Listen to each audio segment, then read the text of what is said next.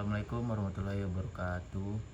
Saya Ahmad Jepri akan menjelaskan jawaban-jawaban dari soal ini dengan ujung NIM saya 21. Soal pertama, medan magnet. Sebuah kawat lurus panjang dialiri arus besar 21 ampere, titik P berada pada jarak 8 cm dari kawat. Yang pertama, hitung besar medan magnet di titik P. Yang kedua, tentukan arah medan magnet menggunakan kaidah tangan kanan. Yang ketiga, jelaskan bagaimana besar medan magnet berubah apabila arus dilipat gandakan di jarak titik P diperbesar menjadi 2 kali semula. Diketahui I sama dengan 21 ampere, R sama dengan 8 cm, sama dengan 0,08 mm. Mu 0 sama dengan 4pi dikali 10 kuadrat min 7 Wb atau A kali M. Hitung pertama, besar medan magnet di sekitar kawat lurus dihitung dengan rumus B sama dengan mu 0 dikali I dibagi 2pi dikali R. B sama dengan 4pi dikali 10 kuadrat min 7 dikali 21 dibagi 2pi dikali 0,08. Dapatlah hasil 2 kali 10 kuadrat min 7 dikali 21 dibagi 0,08. Kemudian sama dengan 5,25 dikali 10 kuadrat 5 T atau 5,2 dibagi 5 mikrotesla. Yang kedua, arah medan magnet ditentukan dengan kaidah tangan kanan. Ibu jari menunjukkan searah lurus dengan lengkungan jari-jari menunjukkan arah garis medan magnet yang melewati lingkaran kawat. Jika arus mengalir ke atas, medan magnet di titik P di sekitar kawat akan membentuk lingkaran-lingkaran konsentris mengelilingi kawat berlawanan arus jam. Yang ketiga, karena B sama dengan mu 0 I dibagi 2 PR, maka B berbanding lurus dengan I dan berbanding terbalik dengan R. Jika arus dilipat gandakan, I sama dengan 2I dan jarak diperbesar 2 kali, R sama dengan 2R, maka B sama dengan mu 0 2I dibagi 2pi dikali 2R sama dengan mu 0 dibagi 2PR sama dengan B. Jadi besar medan magnet tetap sama, tidak berubah karena kenaikan arus 2 kali lipat diimbangi oleh penambahan jarak 2 kali yang menurunkan medan magnet dengan faktor yang sama. Kemudian soal nomor 2, flux magnet dan gaya Lorentz. Sebuah pengantar sepanjang 21 cm dialiri arus 6 ampere dan berada di dalam medan magnet 0,8 T dengan sudut 30 derajat terhadap arah medan. Yang pertama, hitunglah besar gaya Lorentz yang bekerja pada pengantar. Yang kedua, sebuah kumparan dengan luas 0,05 m kuadrat berada dalam medan magnet yang sama. Hitung flux magnet jika bidang kumparan agak lurus terhadap medan magnet. Diketahui I sama dengan 21 cm sama dengan 0,2 mm. I sama dengan 6 ampere, B sama dengan 0,8 T, 0,08 T, 0, sama dengan 30 derajat. Yang pertama, gaya Lorentz pada pengantar berarus dihitung dengan F sama dengan B dikali I dikali L dikali sin 0. F sama dengan 0,8 dikali 6 dikali 0,21 dikali sin 30 derajat. F sama dengan 0,8 dikali 6 dikali 0,21 dikali 0,5 sama dengan 0,504 N. Yang kedua, diketahui A sama dengan 0,05 m kuadrat, B sama dengan 0,8 T. Karena bidang kumparan tegak lurus terhadap medan magnet, sudut antara arah normal bidang dan medan magnet adalah 0 derajat sehingga cos 0 sama dengan 1. P sama dengan B dikali A dikali cos 0 derajat sama dengan 0,8 dikali 0,05 dikali 1. Pi sama dengan 0,04 Wb. Soal nomor 3, industri elektromagnetik, hukum Faraday dan Lenz. Sebuah kumparan terdiri atas 221 lilitan mengalami perubahan flux magnet dari 0,12 Wb menjadi 0,03 Wb dalam waktu 0,06 second. Yang pertama, hitung besar GGL induksi yang dihasilkan. Nomor 2, jika sebuah kutub utara magnet didekatkan ke kumparan, tentukan arah arus induksi berdasarkan hukum Lenz dan jelaskan alasannya. Diketahui N sama dengan 2 kali 21 sama dengan 221 lilitan. Delta Pi sama dengan 0,12 dikurang 0,03 sama dengan 0,09 Wb. Delta T sama dengan 0,06 second. Yang pertama, GGL induksi dihitung dengan hukum Faraday. Appellation sama dengan N dikali delta Pi dibagi delta T. Appellation sama dengan 221 dikali 0,09 dibagi 0,06. Appellation sama dengan 331,5 volt. Yang kedua, berdasarkan hukum Lenz, arus induksi yang timbul akan selalu melawan menentang, menyebabkan perubahan fix yang menimbulkan ketika kutub utara magnet didekatkan ke kumparan flux magnet yang masuk ke kumparan bertambah besar untuk melawan pertambahan flux tersebut. Arus induksi akan mengalir sedemikian rupa sehingga ujung kumparan yang menghadapkan magnet menjadi kutub utara juga, agar terjadi gaya menolak terhadap magnet yang mendekat. Kemudian soal nomor 4. Induksi diri. Sebuah induktor memiliki induktansi 5H. Arus listrik berubah dari 2 ampere menjadi 21 ampere dalam waktu 0,25 second. Yang pertama, hitunglah besar GGL induksi dari diri yang terjadi. Yang kedua, jelaskan mengapa GGL induksi dari diri selalu menentangkan perubahan arus. Diketahui L sama dengan 5H I1 sama dengan 2A L2 sama dengan 21A delta T sama dengan 0,25 second.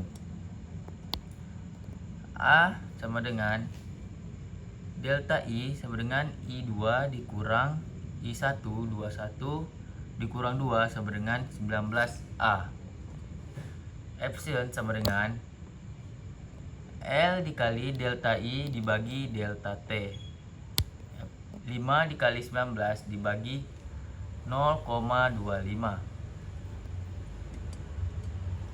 sama dengan 380 volt.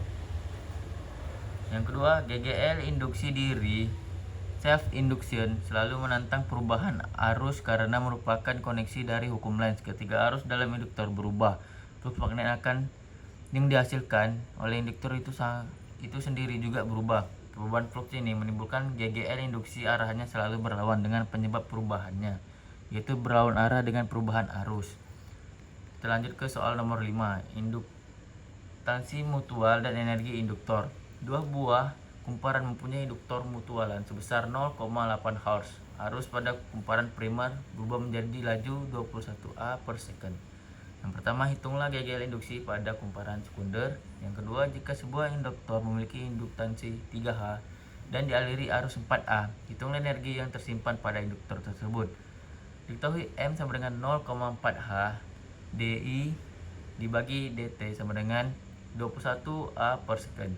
Yang pertama, GGL induksi pada kumparan sekunder akibat induktansi mutual.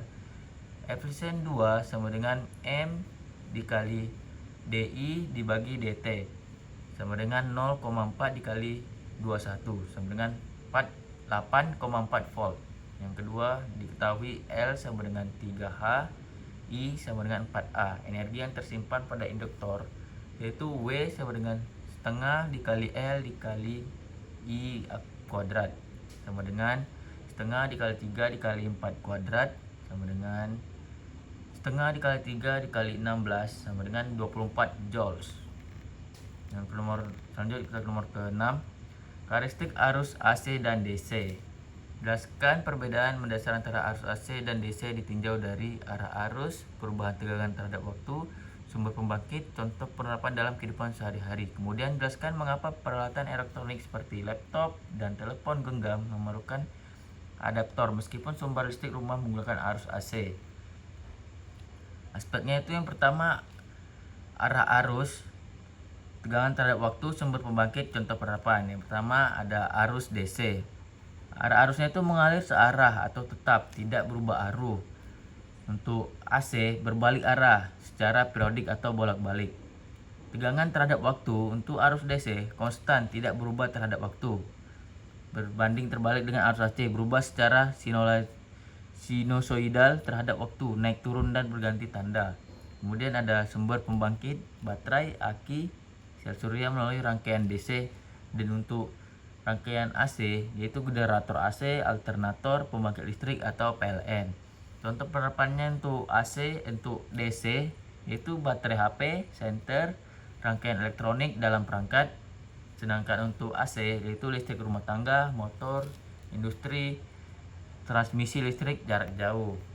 Peralatan elektronik seperti laptop dan telepon genggam memerlukan adaptor karena komponen internalnya mikroprosesor, baterai, sirkuit digital bekerja dengan arus arah atau DC, bertegangan rendah dan stabil. Sedangkan listrik rumah dan PLN berupa arus bolak-balik AC bertegangan tinggi, misalnya 220 volts. Soal nomor 7.